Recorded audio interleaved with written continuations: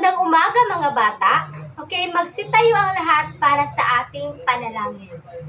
Sa ngalan ng Ama, ng Anak, ng Espiritu Santo. Amen. Amahan namin na sumasalangit ka, sampahin ang ngalan mo, papasa amin ang kaharian mo, sundin ang utos mo dito sa lupa para lang sa langit. Bigyan mo po kami ng kakainin sa araw-araw at patawarin mo po kami sa aming mga sala, gaya ng pagpatawad namin sa nakasala sa amin. At huwag mo kami pahintulot sa tukso at iadya mo kami sa lahat ng masasamaan. Sa ngalan naman ng Anak ng Espiritu Santo. Amen. Okay, magandang umaga mga bata. Bago kayo umupo ay pakipulot muna ang mga basura sa ilalim ng inyong upuan. Ngayon ay may short energizer muna tayo.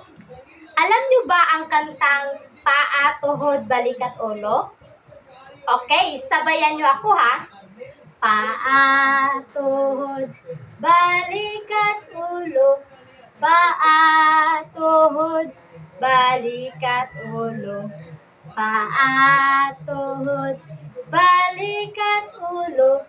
Paa, tuhod, balikat, ulo. Okay, magsiupo na kayo sa inyong upuan. Ngayon, mag-check muna tayo ng inyong attendance. GV? Present. Okay.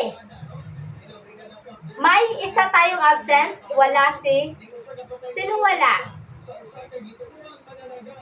Si Ian.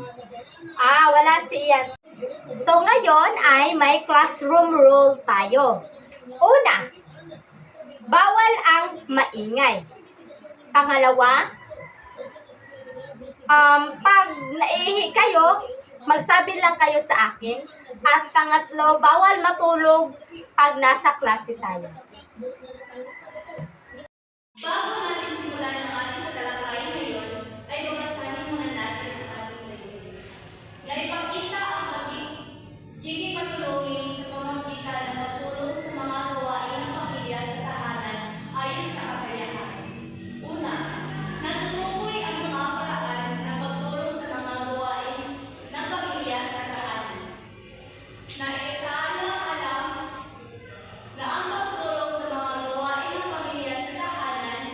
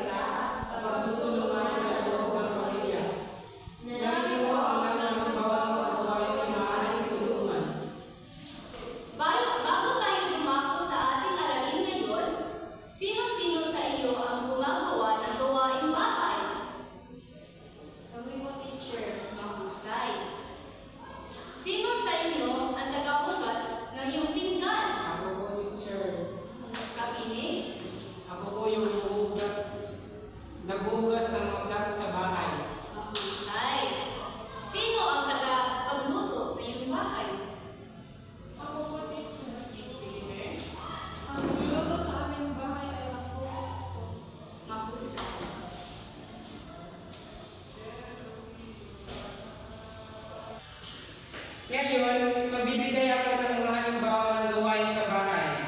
Ito ang mga halimbawa ng gawain sa bahay. Pagdilig ng halaman. Sino sa inyo ang may mga halaman sa kanilang bakuran?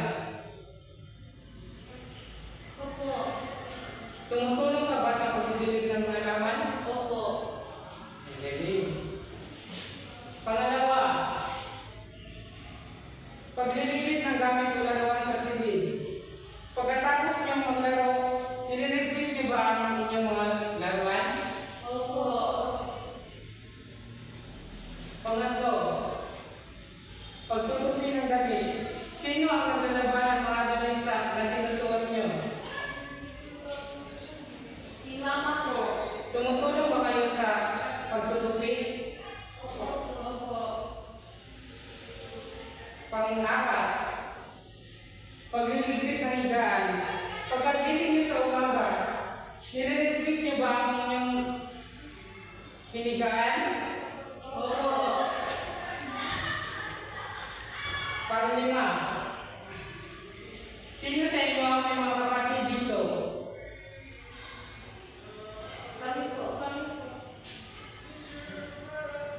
Pag may lakad ang inyong magulang, sino ang magbabantay sa kapatid niyo? Kami po.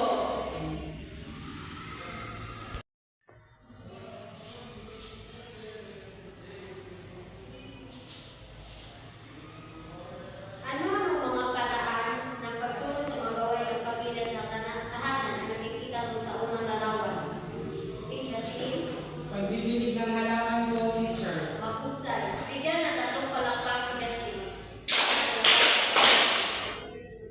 Bakit mahalaga ang pagtulong sa mga gawain ng pamilya sa tahanan? Libel,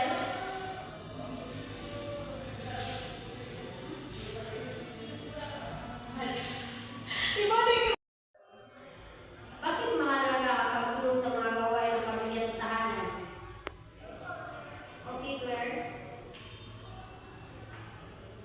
Upang mabawasan ang gawain ng aking nanay at maging malinis ang aming bahay.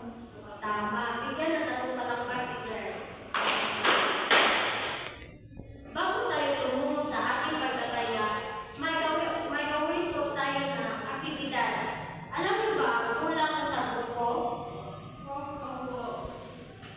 So, dahil alam niyo na ang gagawin natin ay hatiin po kayo sa tatlong pangkat. Ang pangkat 1 ay pangkat nila Joanna, ang pangkat 2 pangkat nila ni Justin, ang pangkat 3 ay nila Claire.